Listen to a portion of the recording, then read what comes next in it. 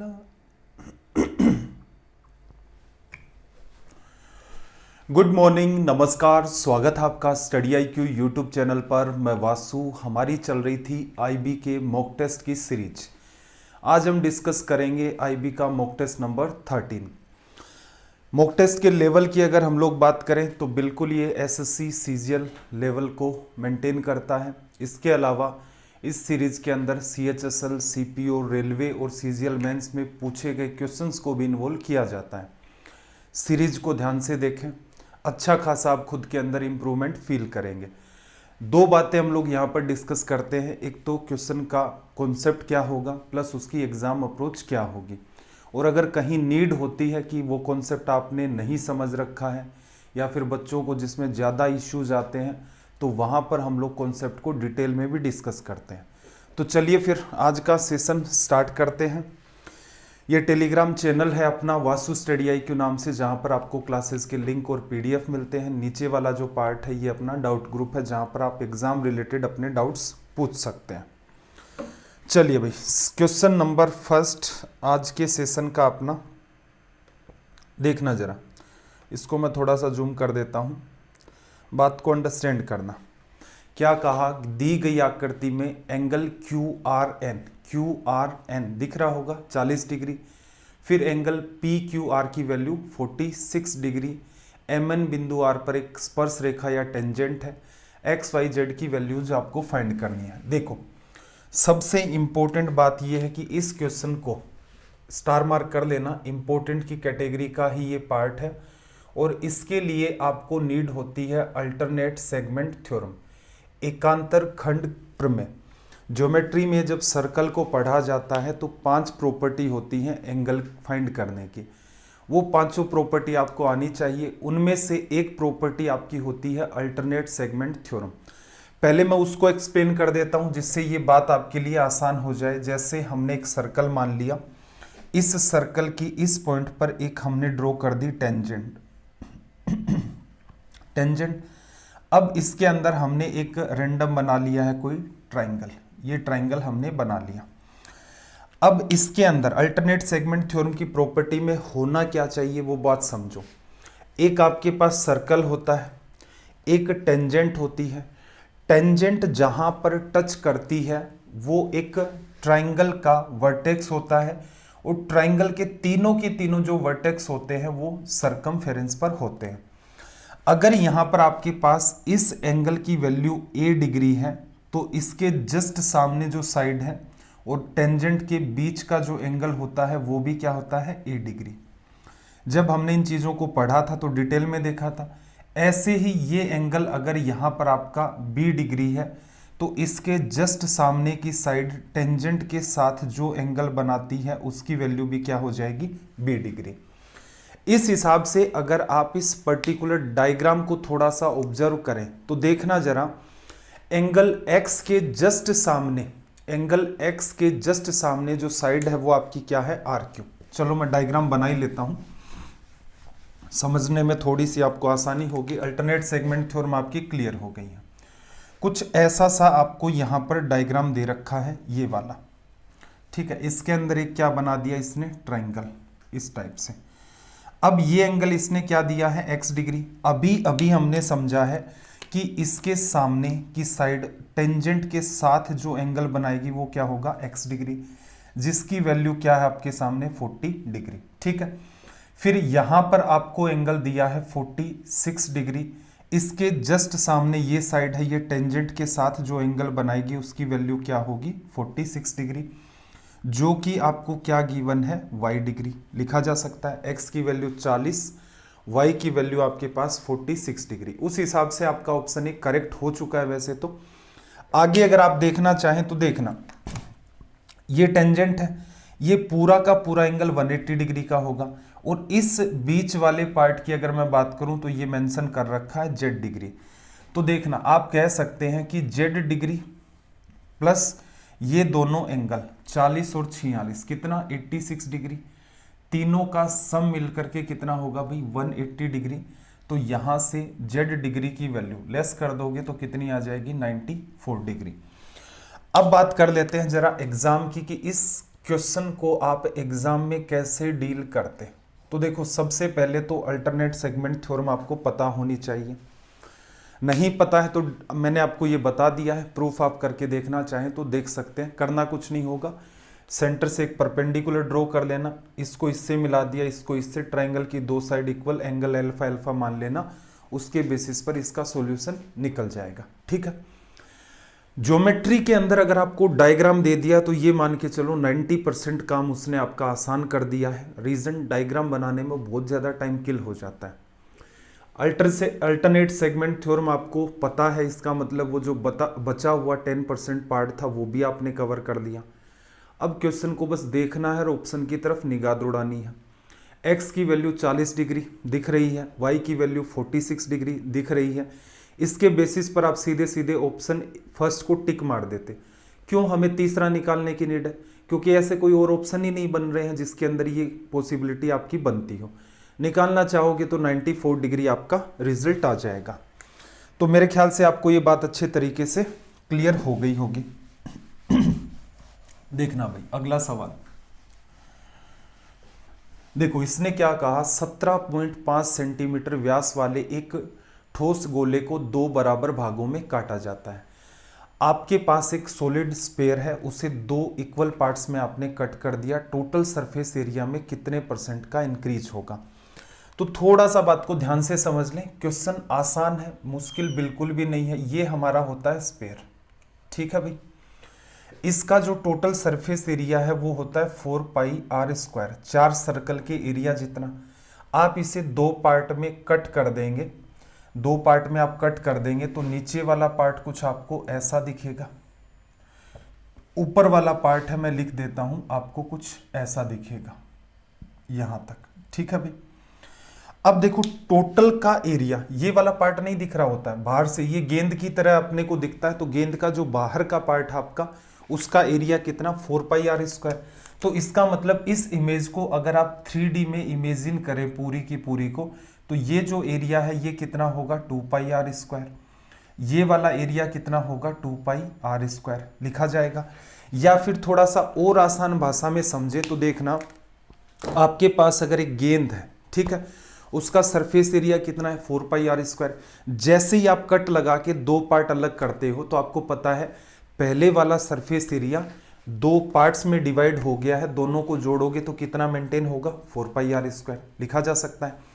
नई सरफेस आपकी यहां पर क्रिएट हुई है, कौन से वाली भी, एक सर्कल यहां पर आपका क्रिएट हो चुका है और दूसरा सर्कल आपका यहां पर क्रिएट हो चुका है। इस सर्कल का एरिया πr², इसका भी एरिया πr², जो कि पहले क्या था, अंदर था। तो ज्यादा दिमाग लगाना ही नहीं था, सीधे सीधे क्या कह सकते हो भाई, पहले जो एरिया था वो था टोटल सरफेस एरिया 4πr²। जैसे ही आप कट लगाते हो और अलग करते हो तो आपको दो अलग अलग सर्कल दिखते हैं। हर एक सर्कल का एरिया πr², 4πr² ऑलरेडी था, तो अब सरफेस एरिया कितना हो जाएगा, 6πr², ठीक है भाई। पृष्ठीय क्षेत्रफल में वृद्धि कितने की हुई, तो आप साफ साफ कह देते हो कि भाई यहां पर पहले ये जो दो सर्कल थे ये अंदर थे, एक दूसरे को ढक रखा था। जैसे ही आपने खोला तो एरिया आपका इंक्रीज हो गया दो सर्कल के बराबर, πr² एंड πr²। इस सब को मैं हटा देता हूं। मेरे ख्याल से किसी भी बच्चे ने अगर इसको पहले भी नहीं पढ़ रखा, उसको ये बात समझ आ गई। एग्जाम की बात करते हैं थोड़ा सा। एग्जाम के अंदर क्या करना था, आपने देखा 4πr² ऑलरेडी है, कट मारा, कट मार के अलग किया, एक सर्कल एक्स्ट्रा आया इधर, एक सर्कल एक्स्ट्रा आया इधर, πr² प्लस πr², मतलब 2πr² आपका एरिया बढ़ गया। तो 2 × में आप लिखोगे पाई, आर कितनी है भाई, देखो यहां पर 17.5 को आप लिख सकते हो 35/2, ये तो आपका डायमीटर है। तो रेडियस कितनी होगी भाई, 35/4, इसका हाफ, अगेन 35/4 इसका हाफ। एक नॉर्मल स्टूडेंट कैसे डील करेगा, पाई की वैल्यू 22/7 लिखेगा।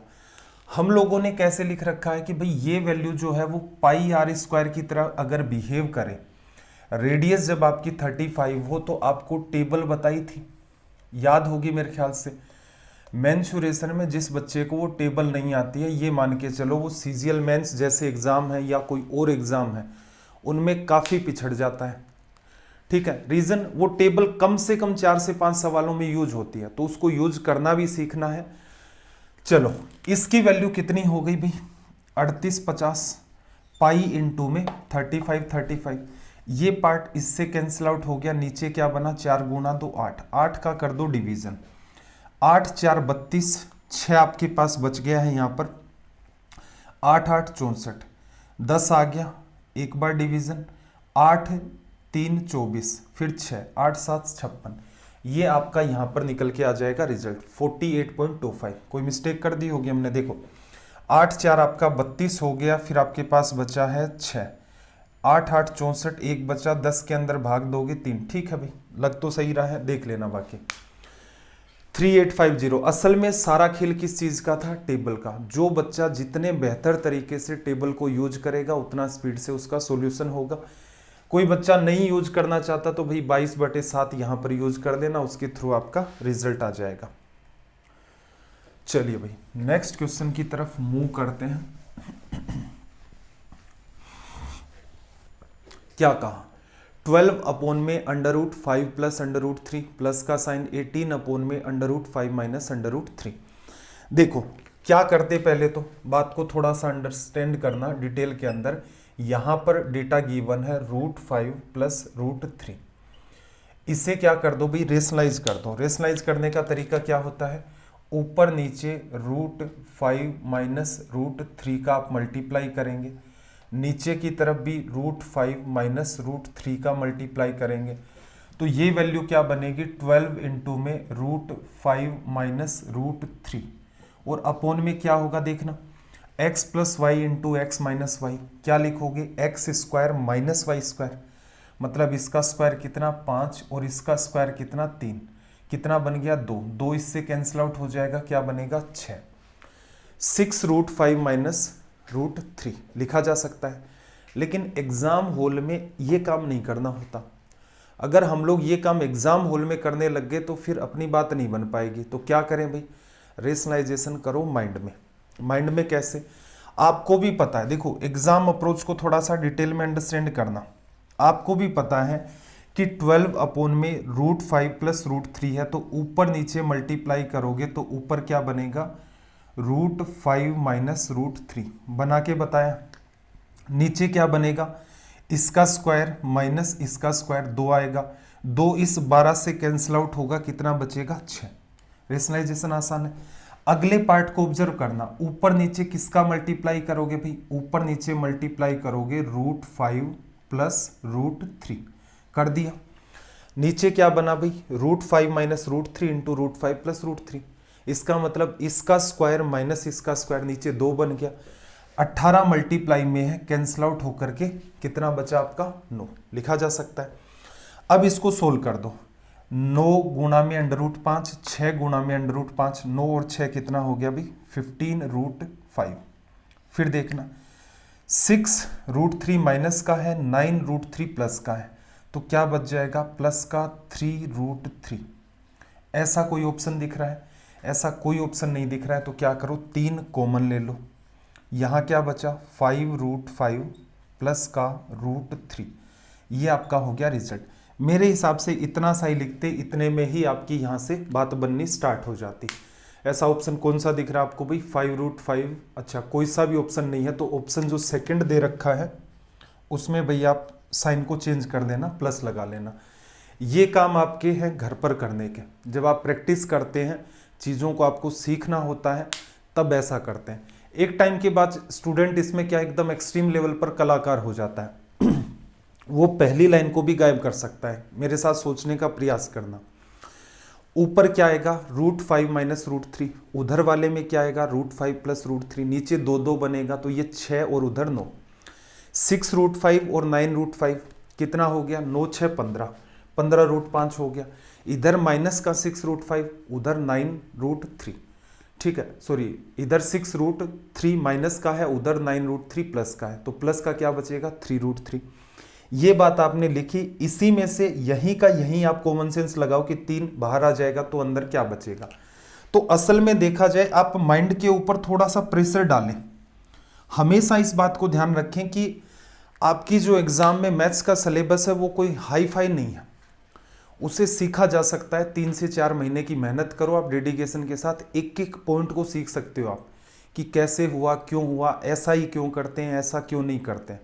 उसके बाद सबसे बड़ा चैलेंज आता है जिसकी तरफ स्टूडेंट का ध्यान नहीं जाता, कि आपको क्वेश्चंस स्पीड से करने हैं। स्पीड से करने का मतलब ये नहीं होता कि जल्दी जल्दी कौन लिखेगा, नहीं, जो स्पीड से सोचेगा। अब एक बात बताओ, जो बच्चा इनको ऐसे लिख लिख करके कर रहा है, आप अपने दिल पर हाथ रख के बताओ क्या वो कंपटीशन के अंदर है?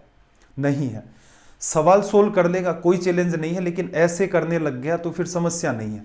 अब एक बच्चा 3 लाइनें लिख रहा है यहां पर भी मान लो, और एक ने माइंड के अंदर इस चीज को खत्म ही कर दिया है, इतना ही लिख रहा है, तो इसको कंपीट करना इजी नहीं है, बहुत चैलेंजिंग टास्क है। और अगर इसकी पूरे सब्जेक्ट पर ऐसी ही कमांड है, वो ऐसे ही सोचता है, तो उसका सिलेक्शन होना जायज सी बात है, कितना भी टफ कंपटीशन क्यों ना हो जाए।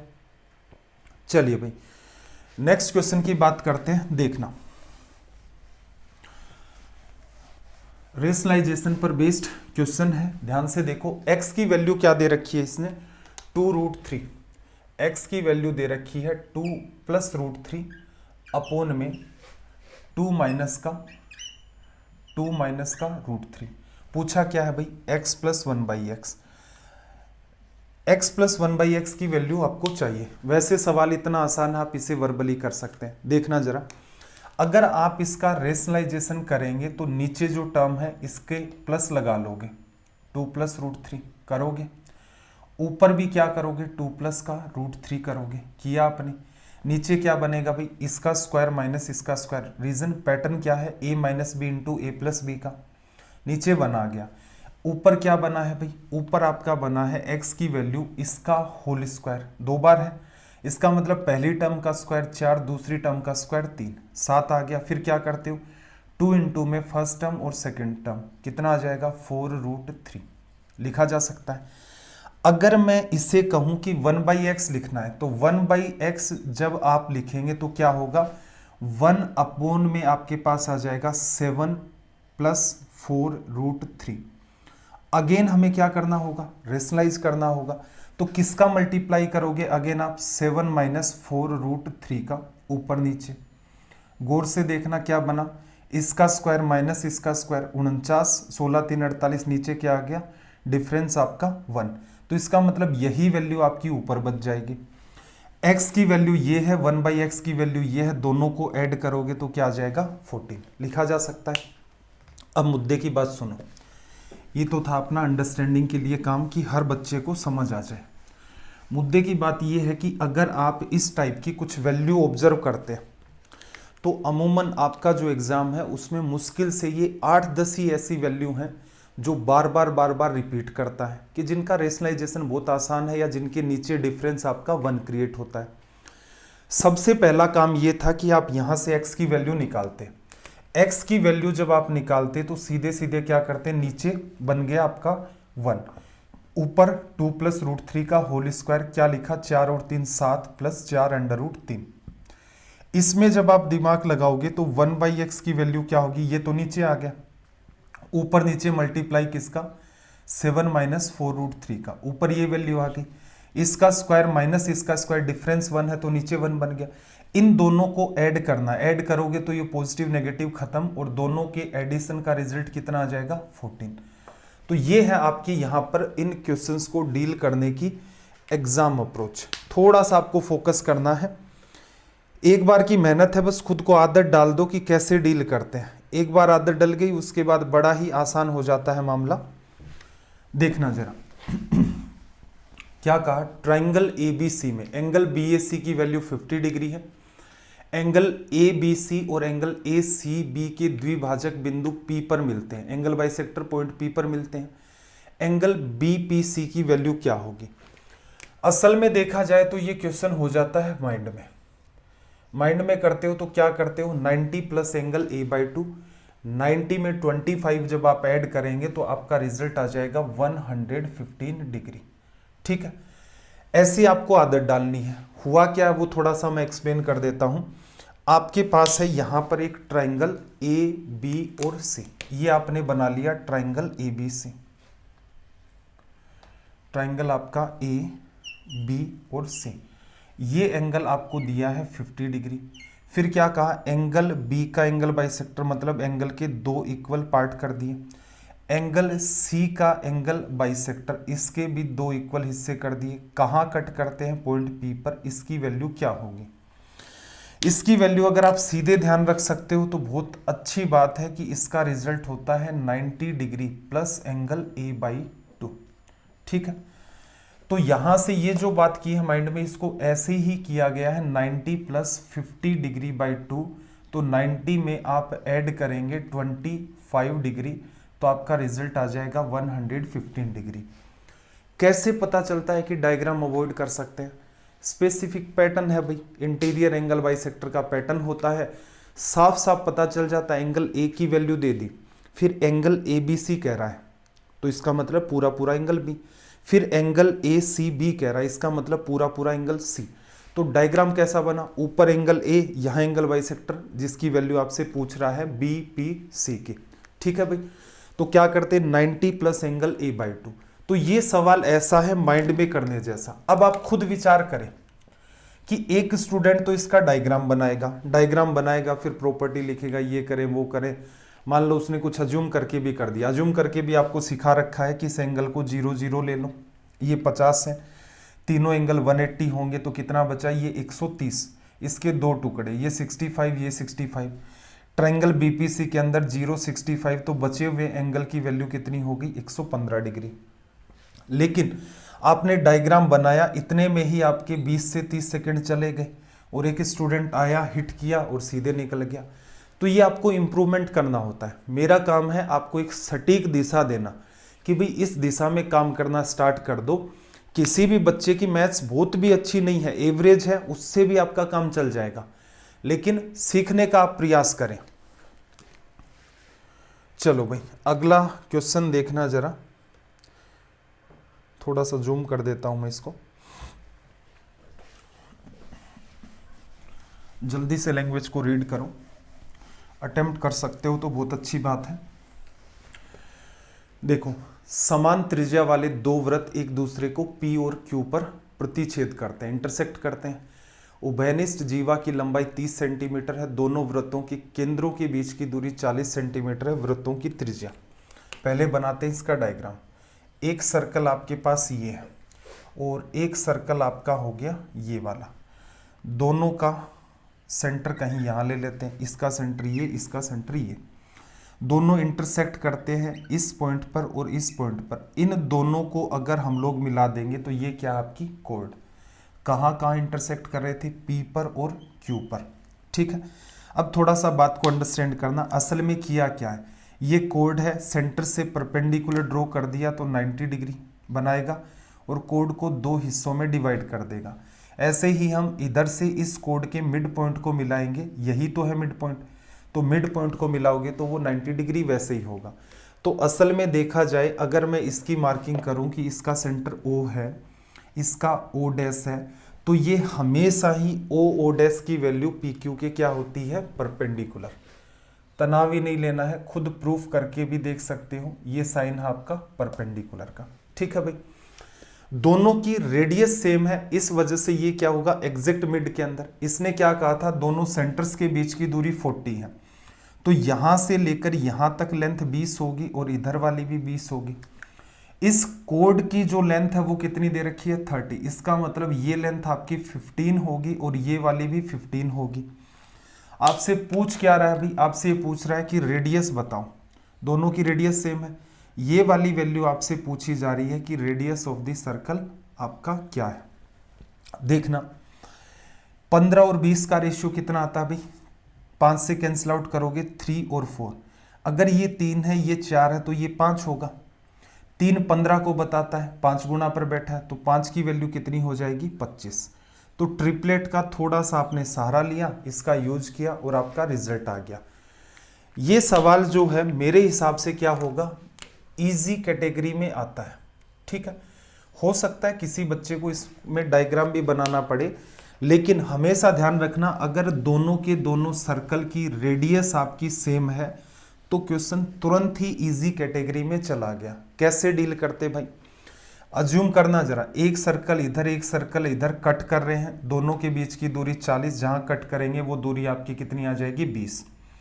ये कोड है 30, दो टुकड़े करोगे ऊपर 15, रेडियस यहां होती है 15, 20 की वजह से रेडियस आपकी कितनी आ गई 25।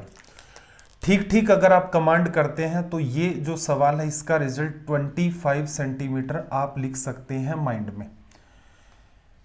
क्वेश्चंस आपके कंप्लीट हो जाए उसके बाद भी एक बार एटलीस्ट आप क्वेश्चंस को देखें और खुद से अज्यूम करें कि यार जो टीचर था उसने कहा था कि ये माइंड में हो सकता है, तो आप भी प्रयास करेंगे तो धीरे धीरे धीरे धीरे आपका माइंड खुलेगा।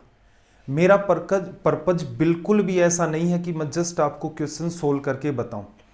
कोई भी स्टूडेंट अगर पहली बार भी देख रहा है तो आप ऑब्जर्व कर रहे होंगे हर चीज़ को डिटेल में एक्सप्लेन किया जाता है ताकि समझ तो आए, या फिर जिन बच्चों ने पहले पढ़ रखा है अभी कोई कन्फ्यूजन हो सकता है इसलिए उसको थोड़ा सा डिटेल में टाइम दे देते हैं।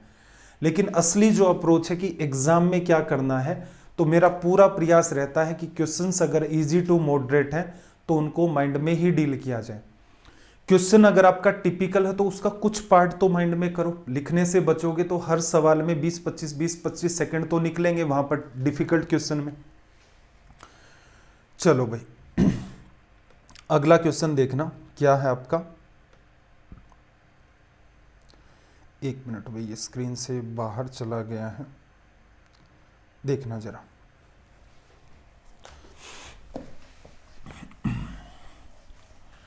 देखो क्या कहा इसने, कोट ए प्लस 10b, आपको वैल्यू गिवन है कोट ए प्लस 10b।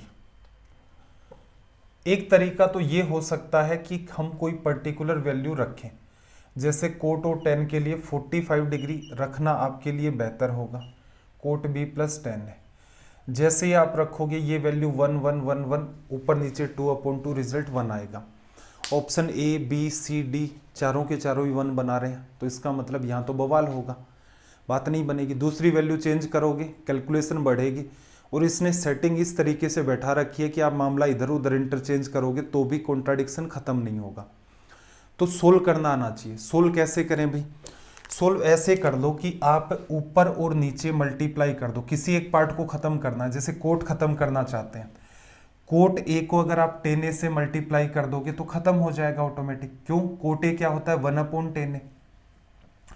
तो हमने क्या किया, ऊपर और नीचे 10a इंटू 10b का मल्टीप्लाई, सिर्फ ऊपर ही मल्टीप्लाई कर लेंगे तब तो मामला ही बिगड़ जाएगा, मैथ ही चेंज हो गई फिर तो, कि भाई अनवांटेड चीज कहां से लाई, ये एक दूसरे से कट रहा है, असल में हम एक का मल्टीप्लाई कर रहे हैं।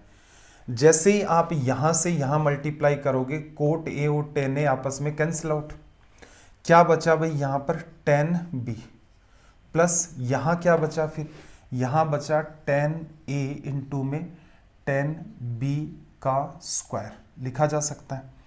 नीचे देखना मल्टीप्लाई करोगे तो कोट b और 10b कैंसिल आउट, क्योंकि कोट b को आप 1/10b रीड कर सकते हैं। यहाँ क्या बचेगा, सिर्फ आपके पास 10a। यहाँ देखना एक आपके पास 10a इंटू 10a तो क्या बन गया 10 स्क्वायर a, और इंटू में आपके पास आ गया 10b लिखा जा सकता है। थोड़ा सा दिमाग लगाना, क्या होगा भाई, ऊपर से मैं कॉमन ले लूं 10b, ठीक है, और नीचे से मैं कॉमन ले लूं 10a। देखना क्या बचेगा ब्रैकेट में, 10b चला जाएगा 1 प्लस एक 10b चला गया है तो 10a इंटू 10b। यहाँ 10a कॉमन ले लिया तो 1 प्लस एक 10a चल गया तो क्या बचा 10a 10b। तो इसका मतलब यहाँ जो ब्रैकेट में वैल्यू बचेगी और यहाँ जो वैल्यू बचेगी दोनों एक जैसी हैं, कैंसिल आउट। 10b तो एज इट इज पड़ा रहने दो, नीचे कुछ है नहीं ऑप्शन में तो इसको ऊपर ले आओगे तो ये क्या बन जाएगा आपका कोट ए लिखा जा सकता है।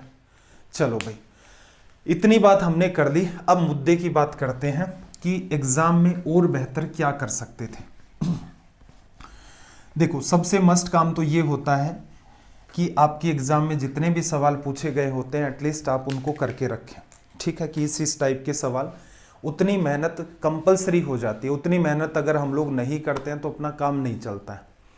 वो मेहनत आपने कर ली कि आपको पता है इस पैटर्न के सवाल आते हैं तो पहले से ही तैयार रहें कि कैसे सोल्व किया जाएगा। ये भी उसी कैटेगरी का सवाल है। तो इसमें आप क्या करते भाई, कोट ए को आपको खत्म करना है, ठीक है।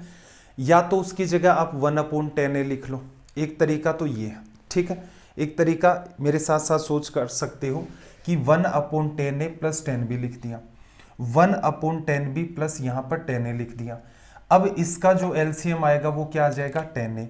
एलसीएम वाली बात कहाँ चली जाएगी, नीचे, 10 ए नीचे चला गया, ऊपर क्या बचा 1 प्लस 10 ए 10 बी। नीचे क्या है यहाँ पर ब्रैकेट में 1/10 बी प्लस 10 ए, 10 बी एलसीएम आ जाएगा, डिवीजन के डिवीजन में है, ऊपर चला गया, क्या बचा 1 प्लस 10 ए 10 बी, ऊपर नीचे कैंसिल आउट। यही आपका रिजल्ट है। गौर से देखोगे 10 बी ये क्या बन जाएगा, कोट ए। पहला ऑप्शन आपका करेक्ट हो गया। ऐसा किया जा सकता है, ऊपर नीचे मल्टीप्लाई करके भी कर सकते हो, कोट में बदल के भी कर सकते हो। किसी भी बात को या तो पूरे को 10 में कन्वर्ट कर लो या पूरे को कोट में कन्वर्ट कर दो। कन्वर्ट करने का तरीका 1/10 को 1/ कोट लिख दो, कोट को 1/10 लिख दो, जिसमें भी आप बदलना चाहते हो। ऊपर नीचे पैटर्न 10 का या कोट का जस्टिफाई आपको करना है, ठीक है भाई। मेरे ख्याल से अच्छे से ये वाली बात भी आपको समझ आ गई होगी। देखना जरा नेक्स्ट क्वेश्चन, देखना क्या कहा इसने। देखो, यदि x तथा y एक संख्या नंबर आपको दे रखा है 347xy, यदि x तथा y एक संख्या 347xy के दो अंक इस प्रकार है कि संख्या 80 से डिविजिबल है। 80 से डिविजिबल है तो थोड़ा सा दिमाग लगाओ। ऐसा मान लेते हैं 8 इंटू में 10, तो इसके अंदर 10 का भाग जाना चाहिए और इसमें 8 का भी। एक बात बताओ मुझे, 10 का डिवीजन कब जाएगा? 10 का डिवीजन तभी जा सकता है जब नंबर के लास्ट में क्या हो, 0। तो इसका मतलब y की वैल्यू क्या हो गई आपकी, यहाँ पर 0 जस्टिफाई होगी। सोचना ही नहीं पड़ा, दिख ही रहा था सीधे सीधे। 8 की डिविजिबिलिटी में क्या होना चाहिए, लास्ट के 3 नंबर के अंदर, लास्ट के 3 नंबर में आपका डिवीजन हो किसका, 8 का। अगर मैं इसको 0 मानता हूं तो देखना 70 में 8 का डिवीजन, 6 बचेगा, 60 में नहीं जा रहा, 0 तो नहीं रखा जा सकता। अगर हम इसको 1 मानते हैं तो 8 8 64, 7 बचेगा, 70 में नहीं जा रहा डिवीजन। अगर इसको मैं यहाँ पर 2 मानता हूँ तो 8 9 72, कैंसिल आउट। तो इसका मतलब इसकी वैल्यू कितनी आ गई, 2। 2 की डिविजिबिलिटी देखनी है, लास्ट के 2 अंक 4 की, सॉरी लास्ट का अंक 4 की डिविजिबिलिटी के लिए लास्ट के 2 डिजिट, 8 की डिविजिबिलिटी के लिए लास्ट के 3 डिजिट, ठीक है भाई। तो इसका मतलब कुछ ज्यादा बचा ही नहीं, y की वैल्यू 0। पूछ क्या रहा है, x प्लस वाई, x की वैल्यू आपकी 2, y की वैल्यू 0, तो रिजल्ट क्या आ जाएगा, 2 + 0 मतलब 2। ये आपका हो गया रिजल्ट। चलो भाई नेक्स्ट क्वेश्चन देखना जरा, इसने क्या कहा आपसे।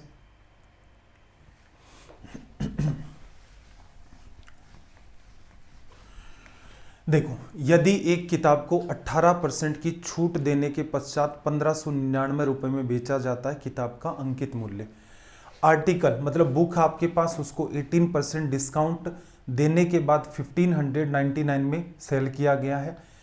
बुक है उसकी आपको मार्क प्राइस बतानी है। सिंपल सा लॉजिक है। लॉजिक क्या कहता है भाई, आप ये भी कह सकते हो कि मार्क प्राइस के कितने परसेंट पर बेचोगे। मार्क प्राइस अपने आप में 100% है, 18% का डिस्काउंट दिया तो मार्क प्राइस के 82% पर आप बेचेंगे, जो कि कीमत आपको कितनी बता रहा है, 1599। एक तरीका ये भी हो सकता था, एग्जाम में सीधे सीधे क्या लिख लेते भाई, मार्क प्राइस अपने आप में 100% है, कब, जब हम कोई डिस्काउंट देते हैं। तो आप कह सकते थे कि जो सेलिंग प्राइस है वो कितना, 82%। 82% की वैल्यू 1599, 1% की वैल्यू निकालनी है अपोन में 82, और इसको कर दोगे मल्टीप्लाई 100 से, तो आपकी मार्क प्राइस। कैंसिल आउट करें, यहाँ कुछ समझ नहीं आ रहा, रिजल्ट परफेक्ट आ रहा है, इसका मतलब कटिंग तो होगी। 2 से कैंसिल आउट करोगे 50, और ये कितना आ गया 41। 41 का डिवीजन इसमें किया, 3 बार चला गया, कितना भाई 123, ये कितना आपका 159। तो अपने पास 123 में अगर आप ऐड करते हो 30, 153, और उसमें भी 6 जोड़ते हो तो 36 बच गया, और आपके पास अगली वैल्यू क्या है, 9 उतार लिया। इसका किससे मल्टीप्लाई करें, ये आ जाए, यूनिट डिजिट 9 मेंटेन है तो इसका मतलब 9 से ही करो। 9 इंटू 1 9, 9 इंटू 4 36, ये वैल्यू आ गई। इसे कर दो मल्टीप्लाई, 9 5 आपका 45, 4 कैरी, 5 3 15, 15 और 4 आपका 19, रिजल्ट कितना आ गया 1950। ठीक है, कटिंग किसी को इजी लग सकती है, किसी को मुश्किल लग सकती है। रीजन सिर्फ इतना सा है, 41 का डिवीजन करना है और उसका कोई सब्स्टिट्यूट है नहीं, उसका कोई सब्स्टिट्यूट यहाँ पर नहीं बचा है। तो एग्जामिनर ऐसे केसेस में क्या करता है, जानबूझ करके ऐसा डेटा डाल देता है कि बच्चे को बहुत ज़्यादा डिटेल में करना पड़े। थोड़ा सा रोल यूनिट डिजिट का भी था, उसका सहारा लेते बात बन जाती है आसानी से। चलिए भाई, अगला क्वेश्चन आपके सामने, लैंग्वेज थोड़ी बड़ी है तो मैं इसको कर देता हूँ जूम। ध्यान से क्वेश्चन की लैंग्वेज को रीड करो।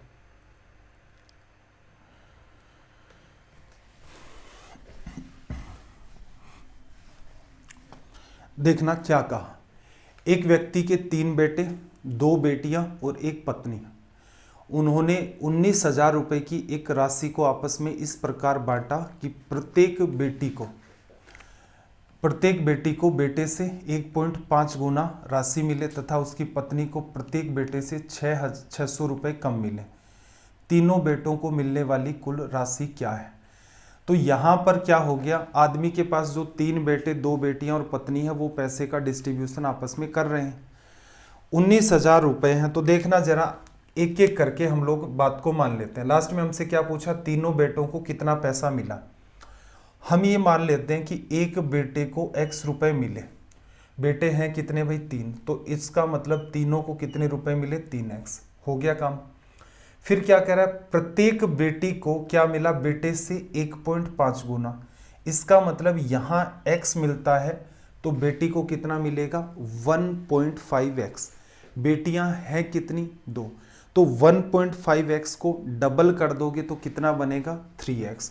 तो इसका मतलब दोनों की दोनों बेटियों को जो पैसा मिला वो कितना है 3x, हो गया। फिर पत्नी को कितना मिलता है भाई, पत्नी को मिलता है, पत्नी को प्रत्येक बेटे से, बेटे को x अगर मिला है तो पत्नी को मिलेगा x से 600 रुपए कम।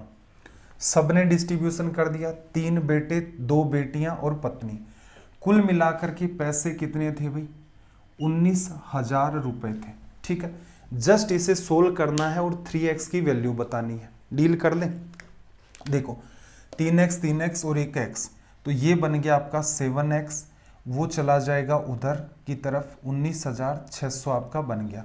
7 से कैंसिल आउट करें, 7 2 जा 14, ठीक है, कितना बचा 5, 7 8 56। तो इसका मतलब x की वैल्यू कितनी आ गई 2800। बेटे कितने हैं भाई 3 हैं, तो 2800 को 3 से करोगे, 28 गुणा 3 84, और आपका रिजल्ट कितना आ गया 8400 रुपये। बड़ा ही आसानी से किया जा सकता था, कोई तनाव ही नहीं था इसमें। तो चलिए भाई नेक्स्ट क्वेश्चन की बात करते हैं, देखना जरा, आसान सवाल है वैसे तो। ये वाला जो सवाल आपको दिख रहा है, ये सवाल ऐसा है कि आप इसे वर्बली डील कर सकते हैं। लैंग्वेज को जल्दी से आप रीड करें। क्या कहा, 3 क्रमागत सम संख्याओं का औसत a है। आपके पास 3 सक्सेसिव इवन नंबर हैं, एवरेज ये बताया। अगले 5 सम संख्याओं को भी जोड़ दिया जाए तो इन 8 संख्याओं का औसत क्या होगा। इस सवाल में ये भी कह सकता था कि लगातार 3 ओड नंबर है, उनका एवरेज a है। आगे के 5 नंबर ओड नंबर ऐड कर दिए जाएं तो एवरेज कितना हो जाएगा। तो ऐसे केसेस में आप 5 इवन नंबर जोड़ो या 5 ओड नंबर जोड़ो। ओड की सीरीज थी उसमें ओड जोड़ोगे, इवन की सीरीज में इवन जोड़ोगे तो 5 ही बढ़ जाएगा। रिजल्ट तो इसका सीधे सीधे क्या आ जाएगा a+5। मान लो कोई बच्चा दिमाग नहीं लगा पाया ऐसे क्वेश्चंस में, तो क्या करें भाई, तो एक ऐसी अप्रोच डेवलप करो जिससे आपका एग्जाम में क्वेश्चन तो सोल्व हो। तो वो अप्रोच क्या है, अप्रोच सिंपल सा काम है कि चीजें अज्यूम भी तो की जा सकती हैं। अज्यूम करने का तरीका क्या होगा, ऐसी गलती नहीं करनी है कि आप नंबर मानते हो पहला a है, फिर अगला इवन नंबर a+2 है, फिर अगला नंबर a+4 है, ये 3 नंबर है। ऐसे अज्यूम नहीं करना है। ऐसे अज्यूम करोगे तो फिर आगे के 5 नंबर और बढ़ाओगे तो सरदर्द फिर बढ़ेगा। अज्यूम करना है, लेकिन आसान वैल्यू अज्यूम करनी है। क्या कर ले, 2, इससे जस्ट अगला 4 और ये 6। इनका एवरेज कितना होगा? इनका एवरेज, जब भी कोई सीरीज चलती है तो जो सबसे मिड में नंबर आता है वही एवरेज होता है। तो इसका मतलब ये जो वैल्यू है ये किसको रिप्रेजेंट करती है? ए को। 3 नंबर हमने ले लिए, 2, 4 और 6, सबसे मिड वैल्यू जोड़ दो। वैसे तो 6, 4, 10, 2, 12 बटा में 3 करोगे तो 4 आना ही है। ठीक, आगे 5 नंबर उसने और अटैच कर दिए। अगले 5 नंबर क्या होंगे भाई? 8 होगा, फिर आपका 10 होगा, फिर 12, फिर 14 और फिर आपका 16। एवरेज कहाँ मिलेगा? जब भी कभी सीरीज चलेगी एकदम मिड में, 5 नंबर ये हैं, 4 आपके ये हैं, तो टोटल मिला करके, 1 मिनट, हमने 5 ही जोड़े हैं ना, ठीक है, सॉरी, 5 ये हैं, 3 ये हैं, टोटल 8 है। तो इसका मतलब सीरीज चल रही है तो एकदम मिड कहाँ होगा? 4 नंबर आपने उधर कर दिए, 4 नंबर आपने इधर कर दिए।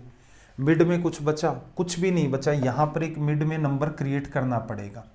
वो नंबर क्या होगा? 8 और 9 के बीच में। 8 + 9 18, डिवीजन में कर दो 2, तो वो नंबर कितना आ जाएगा? 9। नया एवरेज क्या है भाई?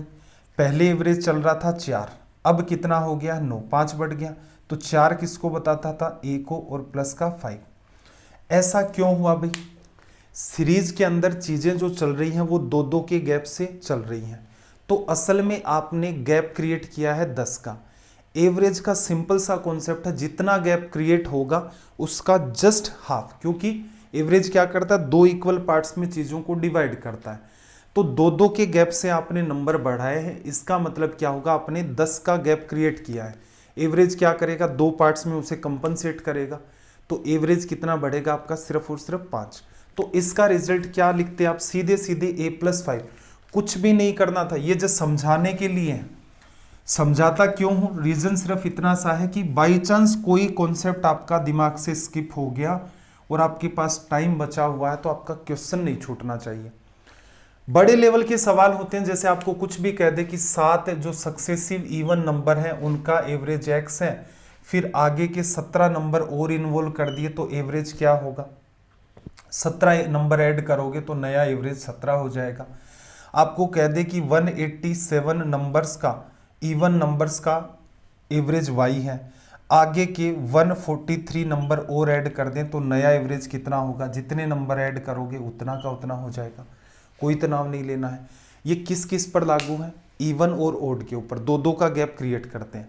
अगर आपको ये कह देता, यहां पर बात को ध्यान से समझना, अगर आपको ये कह देता कि लगातार नंबर चल रहे हैं, उनका एवरेज है 13, लगातार कुछ नंबर हैं आपके, मैं मान लेता हूं लगातार 10 नंबर हैं, एवरेज 13 है, ठीक है, आगे के उनमें आप 10 नंबर ऐड करते हो, सक्सेसिव नंबर है, एवरेज कितना बढ़ेगा?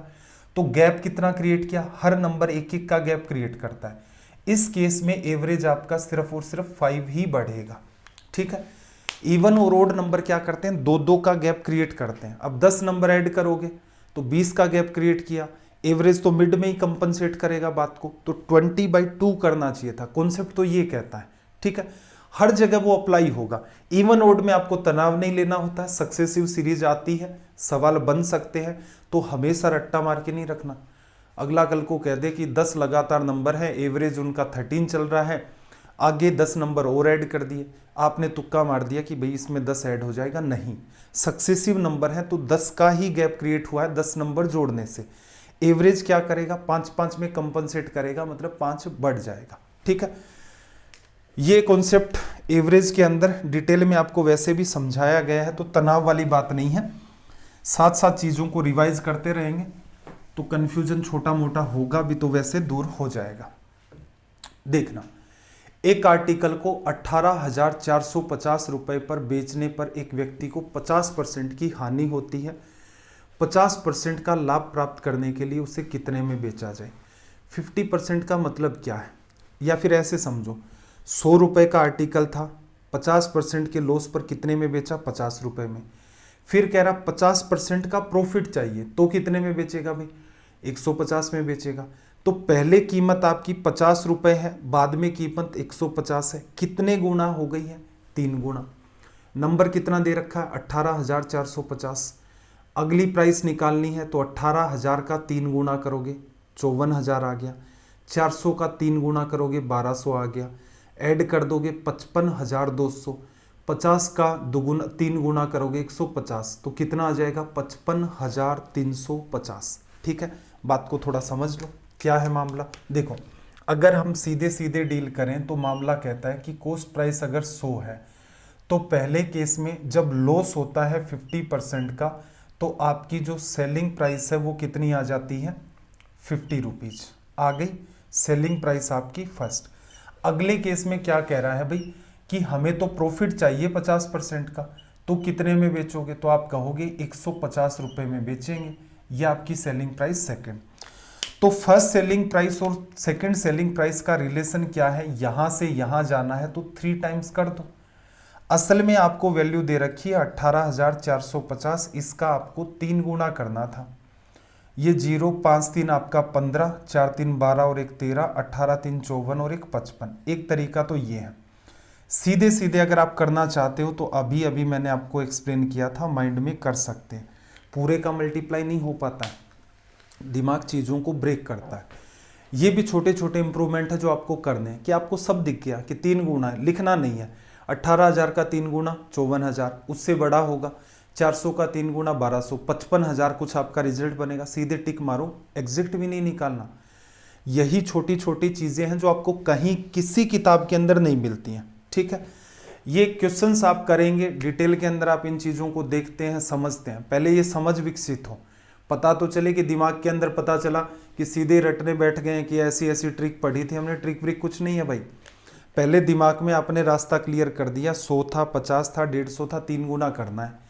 फिर दिमाग लगाया कि लिख करके कर ले, लिख करके करोगे। फिर दिमाग ये लगाओ यार उस संख्या को 18,450 को ब्रेक करो और 3 से मल्टीप्लाई कर दो, या स्क्रीन पर ही गुणा कर दो। 0 आएगा, 3 गुना 5 15 आएगा, तो इसका मतलब ऑप्शन थर्ड सीधे ही करेक्ट हो गया, क्योंकि जो 10th डिजिट पर 5 आना चाहिए था वो किसी में नहीं है।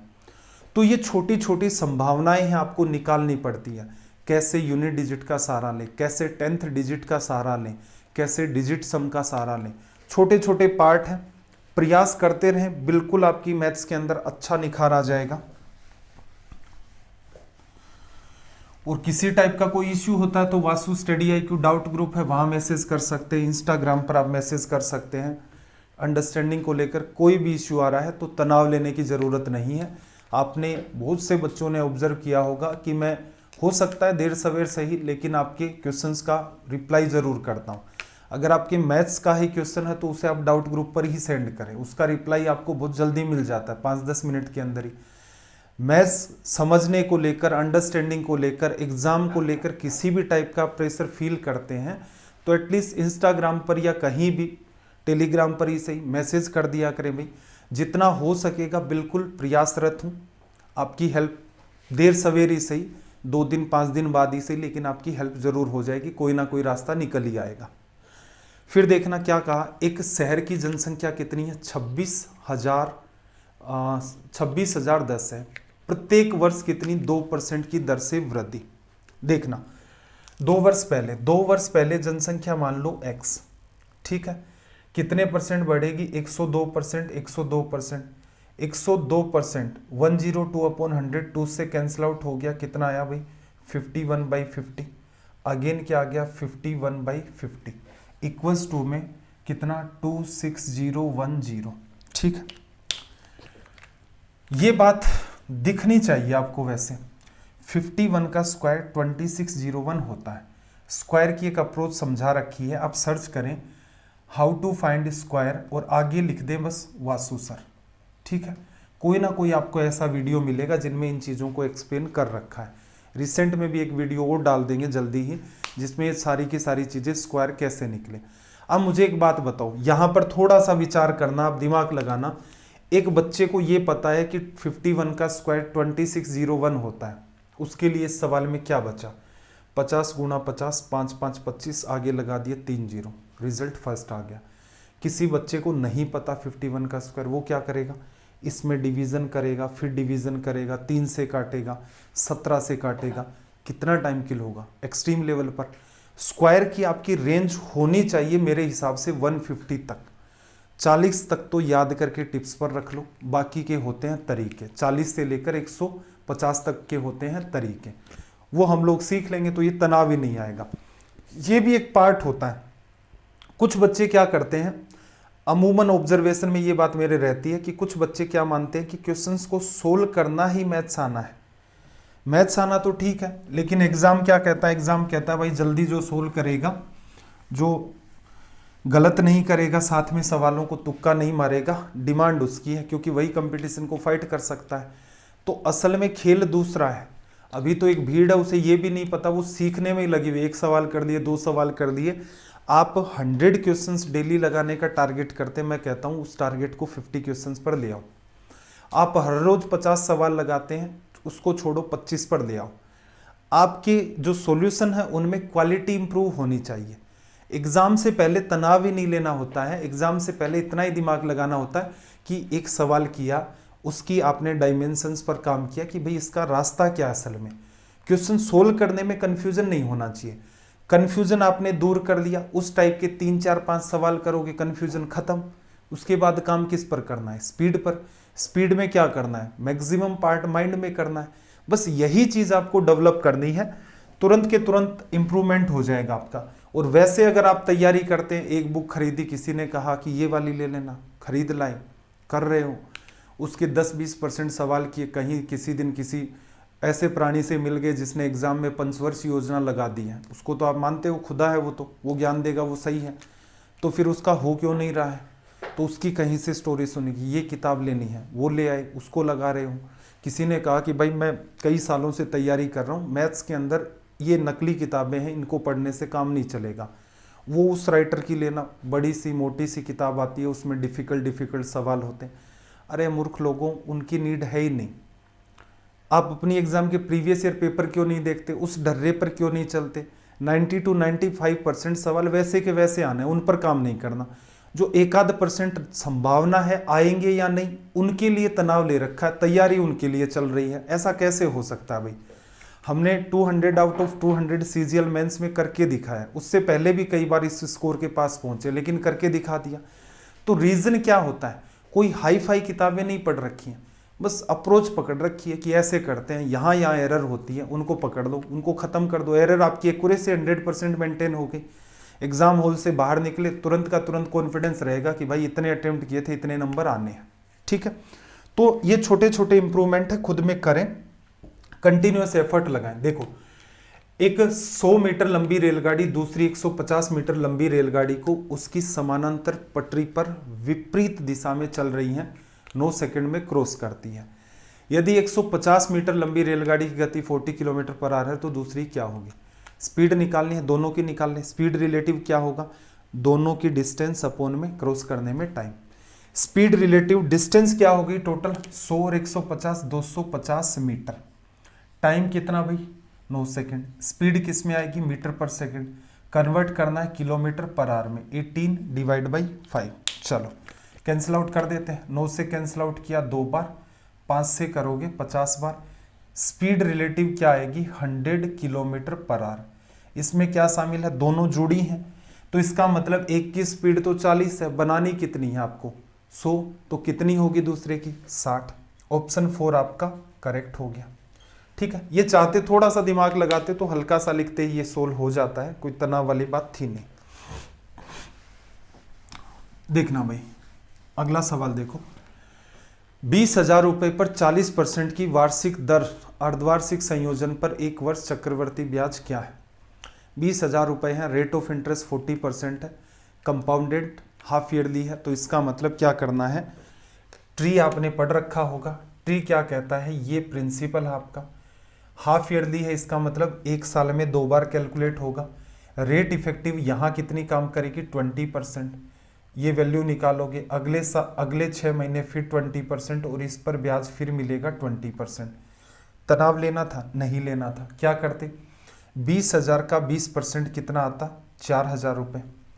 20,000 का 20% 4,000 रुपये, पहले 6 महीने का ब्याज, अगले 6 महीने का 4,000 तो होगा ही होगा। इसके अलावा इस 4,000 का 20% कितना आ जाएगा? 800 रुपये। सबको ऐड कर दोगे तो 8,800 रुपये आपका क्या आ जाएगा? इंटरेस्ट। एक तरीका। दूसरा ये भी हो सकता था कि 100 रुपये पर ब्याज, 20 मिला, यहाँ भी 20 मिलेगा, और 20 का 20% कितना हो जाएगा भाई आपका 4। तो आप कह सकते हो 20 20 40 और 44% आपका इंटरेस्ट हो जाएगा। 20,000 का 44% निकालोगे तो रिजल्ट कितना आ जाएगा 8,800। क्या किया, ध्यान से सुनो, माइंड में कैसे करना है। हाफ ईयरली है, 20% यहाँ, 20% यहाँ, 20 का 20% यहाँ, 20 का 20% निकालोगे 4 आएगा। टोटल इंटरेस्ट कितना आ गया 44%। किसका, प्रिंसिपल का। 20,000 का 44%, 44 गुणा में 2 होते हुए दिख रहा है ना 88। कौन से ऑप्शन में बन रहा है, ऑप्शन 4 में। टिक मारा, निकल गए, हो गया सॉल्यूशन। ठीक है भाई, सवाल अच्छा, इंग्लिश के अंदर थोड़ा सा साइड हो गया था, तो असल में ये सवाल था, एक्चुअल में ध्यान नहीं गया मेरा। देखो भाई, अगला क्वेश्चन देखना। एक व्यक्ति ने प्रति वर्ष साधारण ब्याज पर 5% की दर या रेट से कुछ निश्चित धनराशि उधार ली और 15 वर्षों में ब्याज राशि की तुलना में 250 रुपये कम है। ब्याज राशि की तुलना में 250 रुपये कम है, उधार दिया गया धन कितना है। एक कॉमन सेंस लगाते हैं। एक्चुअल में जो हमारा प्रिंसिपल होता है वो कितना होता है 100%। ठीक है, प्रिंसिपल हो गया। हर साल रेट ऑफ इंटरेस्ट क्या काम करती है 5%। हर साल इस पर 5% ब्याज मिलेगा। कितने साल तक भाई, 15 साल तक। तो इंटरेस्ट आपको कितना मिला 75%। प्रिंसिपल आपका कितना 100%, ये कितना 75%। इन दोनों का जो अंतर है गैप, वही तो बता रहा ना कि प्रिंसिपल 100 था, 75 मिला। कितना कम मिला भाई 25% कम मिला। 25% को 250 बनाना है, परसेंटेज को जाने दो साइड में, मल्टीप्लाई कर दो 10 से। तो यहाँ पर भी 10 से मल्टीप्लाई करेंगे तो रिजल्ट कितना आ जाएगा 1000 रुपीज। ठीक है, अब देखो इतनी कलाकारी नहीं करनी है, इसको छोड़ो। डेटा आसान है, क्वेश्चन में कोई कंफ्यूजन नहीं है, इसका मतलब माइंड में डील कर सकते हैं। कैसे करना था, 5% की रेट से 15 साल में 75%। अपने आप में प्रिंसिपल 100 है, ब्याज 75 मिल गया। कितने का गया 25 किसको बताता है 250। 10 गुणा पर बैठा है, 100 का भी 10 से मल्टीप्लाई कर दोगे तो प्रिंसिपल निकल के आ जाएगा अपना 1000। ठीक है भाई, चलो तो ये आज का हमारा यहाँ पर कंप्लीट हो चुका है मॉक टेस्ट नंबर 13। ठीक है भाई, आईबी की जो सीरीज है, वैसे तो आईबी का मैं बार बार आपको कहता हूं कि 2017 वाला जो एग्ज़ाम था उसमें पेपर का लेवल इतना हाईफाई नहीं था।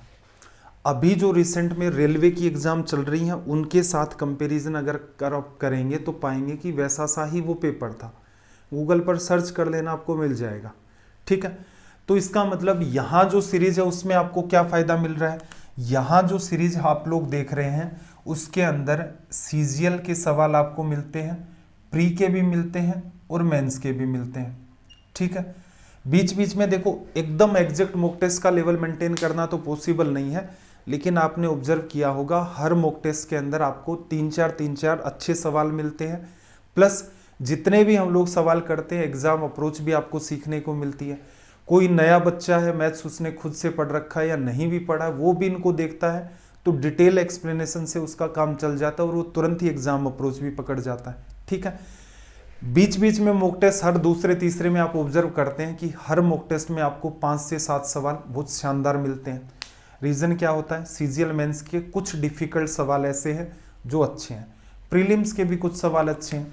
ऐसे ही इसमें शामिल किया गया है सीएचएसएल के सवालों को भी, सीपीओ को भी, सीडीएस के क्वेश्चंस को भी, और कुछ एक रेलवे के सवाल कम है। ठीक है, फिर ये जो स्टेट एसएससी होती हैं इनके भी बीच बीच में इन पर काम चलता रहता है कि कोई पेपर देखता रहता हूँ मैं खुद भी कि कुछ ढंग का पूछा क्या, कहीं कोई मिलता है उसको उठा करके इन्वॉल्व कर देते हैं। तो पैटर्न अपना ये चलता है, इनको ध्यान से देखें। इन एग्जाम्स की तैयारी प्लस स्टेट लेवल की आप किसी भी एग्जाम की तैयारी कर रहे हैं, चाहे वो आपका नीचे से नीचे आप मानोगे शुरुआत से कांस्टेबल हो, ग्रुप डी हो, आपका सब इंस्पेक्टर की एग्जाम हो, पटवारी हो, ग्राम सेवक हो, और भी कोई स्टेट लेवल की आपकी एग्जाम है जिसमें मैथ्स का सेक्शन होता है, यकीनन ये सीरीज उनके लिए अच्छी खासी हेल्पफुल रहेंगी। और स्पेशली इस साइड वाले ये जो बच्चे हैं इनको तो ये सीरीज कंटिन्यूअस देखनी है, क्योंकि इसी से चल के आपका क्या है, अच्छा खासा इंप्रूवमेंट हो जाएगा। ठीक है, टेलीग्राम चैनल जरूर ज्वाइन कर लें आप।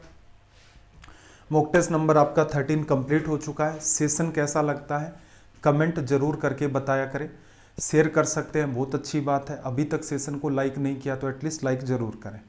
आपका अगर कोई भी किसी भी टाइप का सजेशन है तो एटलीस्ट आप कमेंट जरूर करें कि सर मेरा ये सजेशन है, ऐसा होना चाहिए था, ये होना चाहिए था, जो भी विचार है रखें, मोस्ट वेलकम है आपका।